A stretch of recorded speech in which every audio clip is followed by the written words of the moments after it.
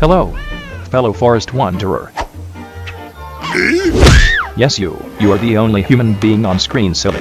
Anyway, I'm here to inform you about a certain and rather common incident that occurs around in this region, specifically most lush forests and places with copious amounts of vegetation. In elaborate detail. What? Are you up for it? No! I will make you a few hundred sandwiches. Yes! That's a good lad. So today, I am going to discuss with you what wildfires are. Very well! This is just to ensure that you know what will cause wildfires, so you will avoid burning the place down. No! Alright. So, a wildfire in general is basically a catastrophic event involving widespread fires that consume combustible material like vegetation. It can be caused by either natural means like lightning or human activity. According to certain sites, like Aviation and Fire Management, wildfires are mostly caused by humans. In the US, wildfires are 90% caused by human negligence. The other 10% is caused by natural means. Did you take note of that? Many examples of human negligence include carelessly disposing fresh cigarettes, unattended campfires that are not fully put out, I'm bloody useless! general carelessness, It is goodness! and even deliberate arson. As for natural examples, there are a few but effective factors that play into setting wildfires. A few examples are lightning and volcanic activity. But there's one more factor that plays a much bigger role to wildfires, that be weather. There are three things regarding weather that contributes to the growth of a wildfire: temperature, wind, and humidity. Before we get into that, let's look at a diagram that represents the three pillars of a fire. Without oxygen, heat, or fuel, fire cannot progress for long. Heavy, what you are doing is both stupid and correct at the same time. Temperature is one thing that sparks fire due to heat. Fuel like wood, leaves, grass, Kiss me! or typical vegetation can burn from the radiant heat that the sun radiates. Wildfires are more likely to occur during an afternoon because temperatures can reach the hottest degree. Wind is what helps wildfires to spread rapidly through new areas in unpredictable fashion. It as well oxygenates fire while further drying potential fuel, making it more likely to aggravate a wildfire. As for moisture, low humidity means drier fuel, high humidity means more water and fuel, making fires harder to spark. This factor basically works against fire. Now, let's move on to the effects of a wildfire. The effects of a wildfire usually concludes to a devastating result. It can serve severe problems for both the environment and on humans who reside near regions where fire outbreaks are prominent.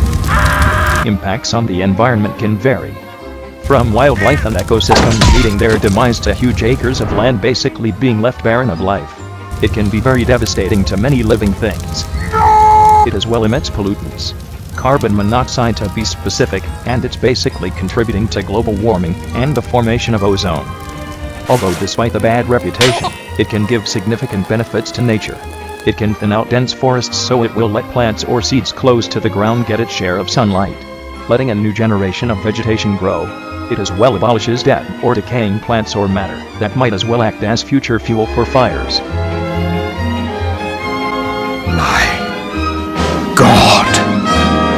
As for humans, it serves them a plethora of problems as well.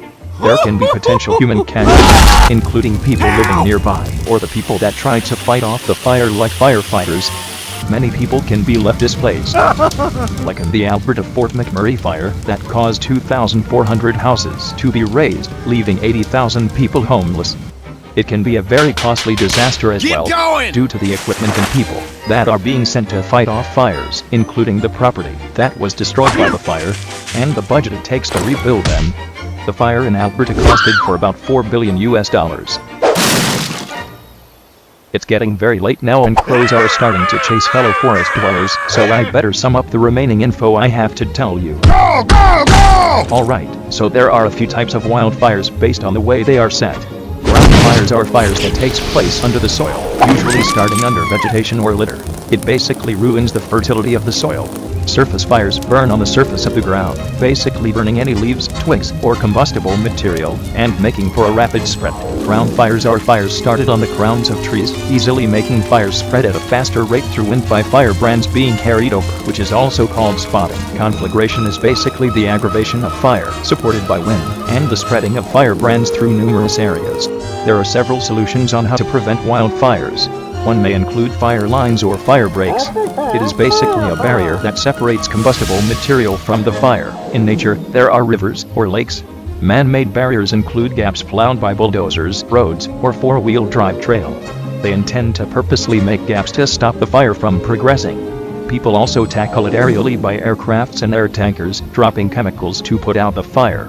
Well-trained firemen are also sent to fight off the fires. They are basically key to contributing to the prevention of wildfires, naturally. Hopefully with all this information in mind, you will now be more worried towards wildfires, and that you will be able to avoid it.